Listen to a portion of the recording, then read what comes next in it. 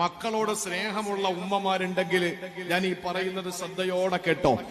ആദരവായ പ്രവാചകൻ നബി മുഹമ്മദ് മുസ്തഫ സല്ലല്ലാഹു അലൈഹി വസല്ലമ തങ്ങൾ തന്റെ ഹസനും ഹുസൈൻ എന്ന പേരുള്ള പൊന്നുമക്കളുണ്ടല്ലോ, ഫാത്തിമത്ത് സഹറയുടെ പൊന്നുമക്കളായ ഹസൻ ഹുസൈൻ, അള്ളാന്റെ ഹബീബിന്റെ പേരക്കിടാങ്ങളായ ഹസൻ ഹുസൈൻ, ആ പൊന്നുമക്കളെ അടുത്തേക്ക് വിളിച്ചുകൊണ്ട് റസൂലുള്ളാഹ് ചിലത് ഓതിയിട്ട് മന്ത്രിക്കുകയാണ്. അള്ളാന്റെ റസൂലും മന്ത്രിക്കുകയാണ്. പ്രിയപ്പെട്ട സഹോദരിമാരെ, ഇത് സാക്ഷാൽ ബുഖാരിയിലുള്ള ഹദീസ് തന്നെയാണ്.